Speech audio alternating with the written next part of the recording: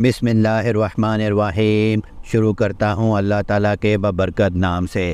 مالک بن دینار رحمۃ اللہ علیہ سے ان کی توبہ کا سبب پوچھا گیا تو انہوں نے کہا، میں ایک سپاہی تھا اور شراب کا رسیا تھا۔ میں نے ایک نفیس باندی خریدی اور وہ میرے دل میں خاص مقام کی مالک بن گئی۔ اس سے میری ایک بچی پیدا ہوئی۔ میں اس بچی کو حد سے زیادہ پیار کرتا تھا۔ یا وہ زمین پر گھسٹ کر چلنے لگی تو میرے دل میں اس کی محبت اور زیادہ بڑھ گئی۔ وہ مجھ سے مانوس ہو گئی اور میں اس کے سامنے جب بھی شراب لا کر رکھتا تو وہ آ کر کھینچا تانی کر کے میرے کپڑوں پر شراب بہا دیتی۔ جب اس بچی کی عمر 2 سال ہو گئی تو وہ مر گئی۔ میرے دل کو اس کے غم نے بیمار کر دیا۔ پھر فرمانے لگے، 15 رمضان کو جمعہ کی رات میں شراب کے نشے میں مدہوش تھا۔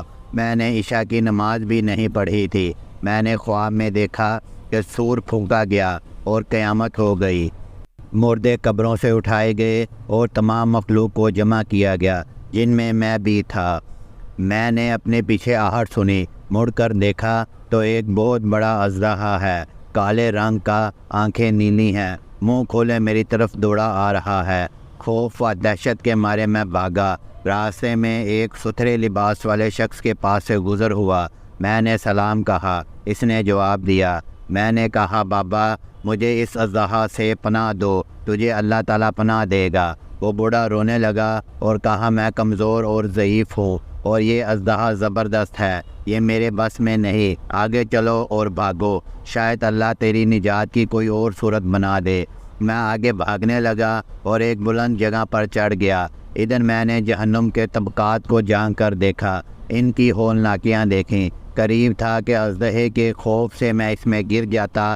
مجھے کسی نے آواز دے کر کہا، یہاں سے آگے جاؤ، تم یہاں کے رہنے والے نہیں ہو۔ میں اس کی بات سن کر مطمئن ہو گیا اور وہاں سے واپس لوٹا تو اژدہا میرے پیچھے تھا۔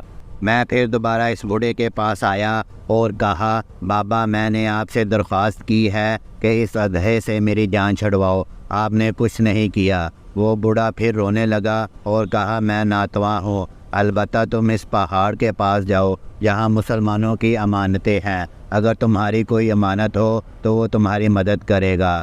میں نے دیکھا چاندی کا ایک گول پہاڑ ہے اور اس میں جگہ جگہ سوراخ اور روشن دان ہے اور پردے لٹکے ہوئے ہیں۔ ہر روشن دان پر سونے کے 2 پٹے ہیں اور ان کے قبضے یاقوت کے ہیں اور آرائشیں موتیوں کی۔ ہر پٹے پر ایک ریشمی پردہ ہے۔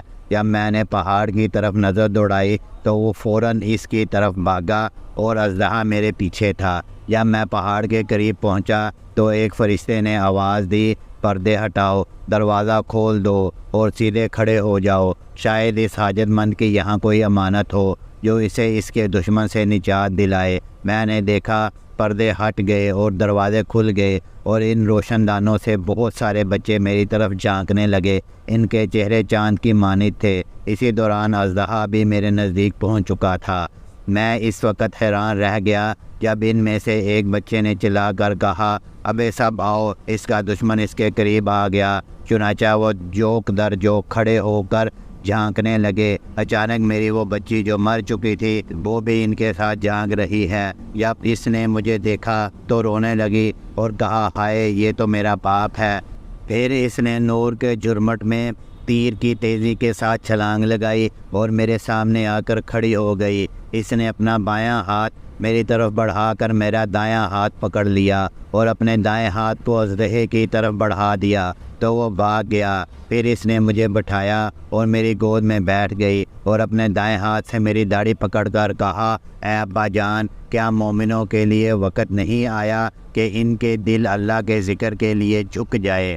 میں رونے لگا اور کہا، اے بیٹی تم لوگ بھی قرآن کو جانتے ہو؟ اس نے کہا، ہم تو تم سے بھی زیادہ قرآن کو جانتے ہیں۔ میں نے کہا، اژدہا کے بارے میں کچھ بتاؤ جو مجھے ہلاک کرنے کے در پہ تھا۔ اس نے کہا، وہ تیرا برا عمل ہے جس کو تو نے طاقتور بنایا اور وہ تجھے جہنم کی آگ میں ڈبونا چاہتا ہے۔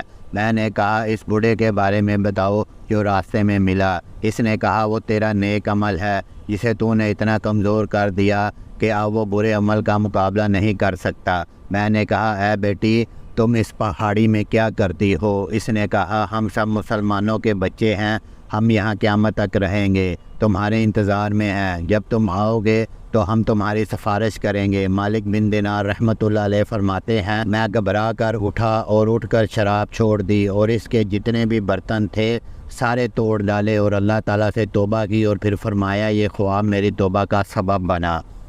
معلوم ہوا کہ اولاد اگر بچپن میں فوت ہو جائے تو مایوس نہیں ہونا چاہیے، بلکہ اللہ کی مرضی پر راضی رہنا چاہیے، کیونکہ یہی نابالغ اولاد آخرت میں کام آنے والی ہے، جیسا کہ اس واقعے سے سبق ملتا ہے۔ اللہ تعالی ہم سب کو عمل کرنے کی توفیق عطا فرمائے، آمین۔ اگر آپ کو ہماری ویڈیو اچھی لگی ہے تو ویڈیو کو لائک کریں، اپنے دوستوں کے ساتھ شیئر کریں، چینل کو لازمی سبسکرائب کریں، ہمیں کمنٹ سیکشن میں اپنے رائے سے لازمی آگاہ کیا کریں تاکہ ہم اپنی ویڈیو کو مزید بہتر بنائیں۔ ملتے ہیں اگلی ویڈیو میں، تب تک کے لیے اللہ حافظ، اللہ نگہبان۔